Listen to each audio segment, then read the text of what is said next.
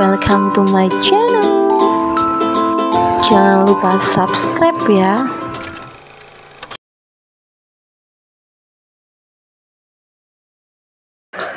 Tangan Enggar tak mau tinggal diam. Ia lepaskan simpul handuk hingga benda itu lolos begitu saja dari tubuh Indah.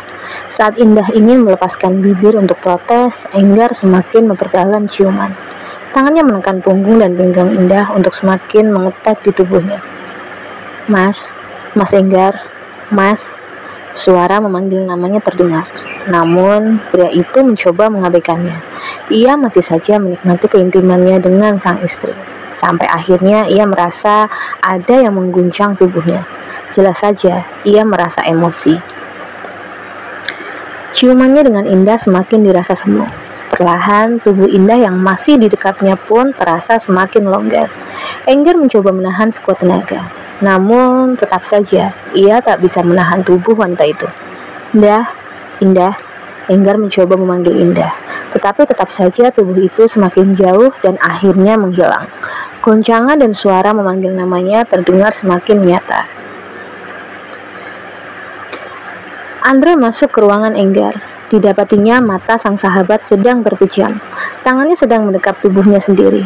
Bibirnya sebentar tersenyum, sebentar terlihat seperti sedang melakukan gerakan mencium. Pria itu menggeleng melihat semua itu. Kerja malah molor, gerutunya. Ia berjalan mendekat.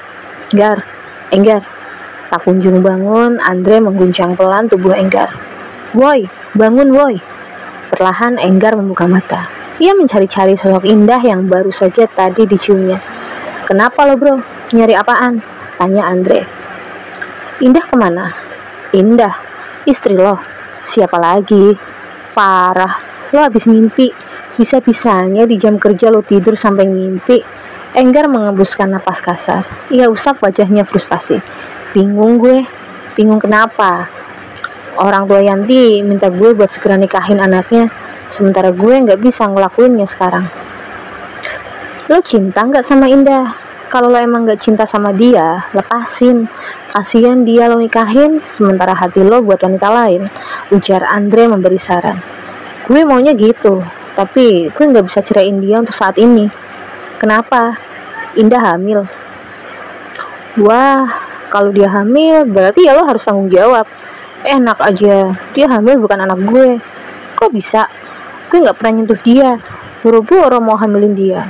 Malahan gue udah ngerawanin Yanti. Mulut Andre menganga. What? Jangan gila lo. Kapan lo ngelakuinnya? Pas gue ngajak lo ke klub. Lo ingat? Andre mengangguk-angguk. Iya, gue inget. Tapi apa hubungannya sama Yanti? Dia kan yang bawa gue ke kamar. Di kamar gue lepas kendali. Gue gak tahu apa yang terjadi. Tapi yang jelas, pagi-pagi gue nemuin darah kering di punya gue sama di spray. Untung aja Yanti gak hamil. Andre sungguh gemas mendengar penjelasan sahabatnya. Ingin rasanya ia menoyor kepala Enggar. Lo beneran gak inget siapa yang bawa lo ke kamar? Ya inget, Yanti kan. Dodol, yang lo perawanin si Indah. Ya jelas lah Yanti gak bakalan hamil. Gak usah ngarang lo. Jelas-jelas yang ada di depan gue itu Yanti, bukan Indah. Enggar masih saja ngeyel. Lo malam itu mabok. Yang ngebukain pintu itu si Indah, bukan Yanti. Dia juga yang mapah lo ke kamar. Ayolah Andre, jangan ngarang cerita. Ngarang cerita buat apaan? Apa untungnya buat gue? Lagian, lo emang udah pernah nanya sama Yanti apa dia beneran udah lo tidurin? Mana berani gue, gak sopan kan?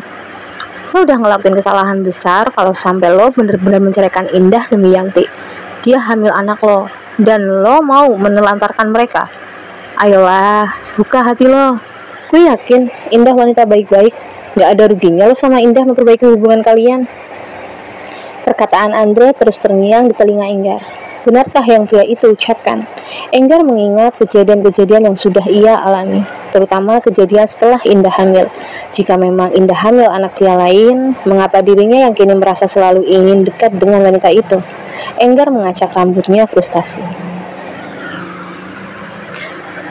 Pukul 5 sore Enggar sampai di rumah.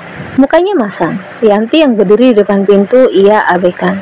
Pria itu langsung masuk kamar, melepas jam tangan dan dasi yang dikenakannya, kemudian duduk di tepi ranjang. Matanya menyerot spray di mana waktu itu ia menemukan noda darah. Kembali ia teringat malam itu, malam yang dianggapnya mimpi indah. Ia ingat, setelah merasakan pelepasan, ia mengungkapkan perasaannya. Jika memang indah yang sudah ia renggut kesuciannya, mungkinkah ia mendengar Enggar menyebut nama Yanti?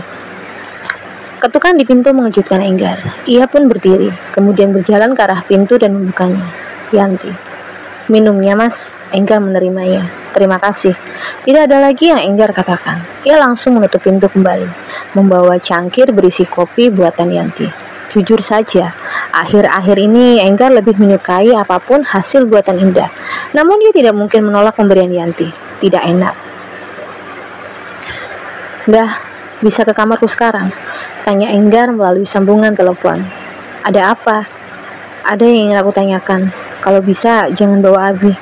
Tanya apa? Kesini saja. 5 menit kemudian, pintu diketuk kembali. Enggar kembali membuka pintu. Ada apa?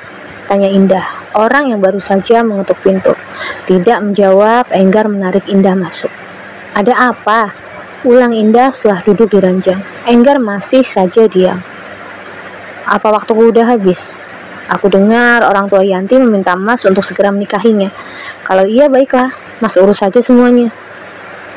Kenapa kamu tidak mengatakannya sebenarnya? Tanya Enggar pelan. Mengatakan apa? Kenapa kamu tidak mengatakan kalau akulah ayah dari anak yang kamu kandung? Indah tersenyum mengejek. Apa sebelum pulang tadi Mas habis tidur siang dan bermimpi? Aku tidak sedang bercanda, Indah. Ada apa dengan Mas? Kenapa tiba-tiba seperti ini? Aku sudah tahu semuanya. Aku sudah tahu kamulah yang aku tidurin malam itu. Oh, mulut Enggar ternganga. Apa? Setelah tadi di kantor pikiranku tidak tenang, dan saat sampai di rumah aku mengumpulkan keberanian untuk bicara, tanggapan kamu hanya oh. Lalu aku harus bagaimana? Bukankah itu tidak akan mengubah semuanya? Kamu mencintai Yanti, itu faktanya. Dan aku tidak mau menjadi pengemis. Aku tidak mau hanya karena kamu kasihan sama aku, kasihan sama bayi yang aku kandung, lantas kamu bertahan denganku. Lalu, kenapa kamu mintaku untuk bertahan sampai anak ini lahir? Aku hanya ingin, walau sebentar, anak ini pernah merasakan hidup satu rumah bersama ayahnya. Itu saja. Indah mengusap perutnya yang sudah mulai membuncit. Tanpa diduga, Enggar juga mengusap perut Indah. Hai, apa kabarmu di dalam sana? Tanya Enggar. Dia baik-baik saja. Dia sangat menyayangi bundanya, karena justru sepertinya ayahnya yang mengalami perubahan. Enggar tersenyum, senyum yang baru diperlihatkannya pada Indah setelah mereka menikah. Dan kamu sepertinya sangat menyukainya. Tentu saja. Kapan kamu ke dokter? Lusa. Aku akan mengantarmu. Sementara di luar kamar, tepatnya di ruang keluarga, Yanti yang sedang menemani Abi dan Yesa matanya tidak lepas mengamati pintu kamar Enggar. Dalam benaknya ia bertanya, apa yang sedang pasangan suami istri namun tidak saling mencintai itu sedang lakukan? Rasa cemburu ada, apalagi setelah Enggar berjanji pada orang tuanya akan menikahinya. Tapi memang tidak ada yang bisa ia lakukan, bukan?